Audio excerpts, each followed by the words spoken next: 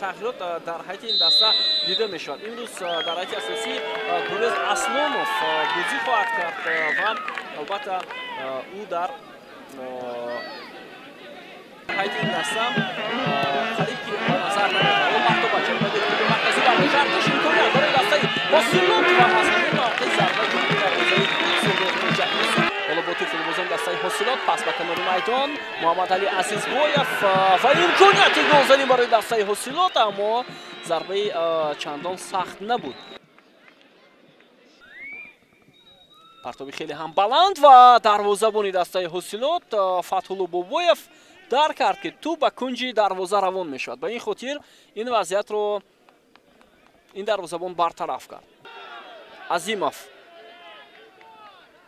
ادامه حمله با از جانب فوتبالبازان ارتش و بهترین امکانیت، اما بسیار ملکه بلند استعداد خیلی خوب داشت. ضربه از مسافه دور و این اولین امکانیت خوبی گلزنی بود که برای حسیلات.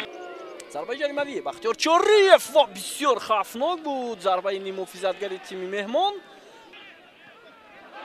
و امکانیت خوب برای موسیسی فراک. ضربه او و بسیار سویولی دروازه‌بان تیم ارتش و ببینید که چگونه سهراب خوجا یوسفوف پرتابی وحیدی سفرов با جریمه گو و بسیار وضعیت خطرناک بود. ضربه کنجی ادامه حمله دسته ارتش. حالا پرتابی عبدالله شریپوف و بسیار خطرناک برای فتح‌الله بابویف. سرور ضربه جریمه‌ای اجرا کرده می شود.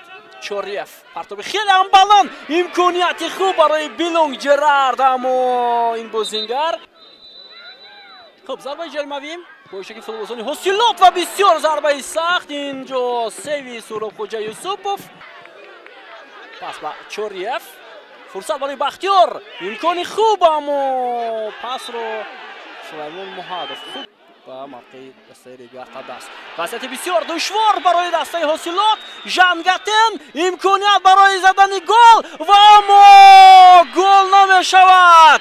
بهترین لحظه گلزنی در دقیقه 94 رقابت چیکاری کردگی ژانگاتن بود. واقعا همون با دروازه خالی توپ را وارد کردن نمیتواند. گزارش ما هم به پایان میرسد از ورزشگاه مرکزی نوحه فرخار از بازی دسته های حسیلات و کلوب مرکزی ورزش ارتش. بابا خالمرزاده بودم که بازی را برای شما شرح دادم.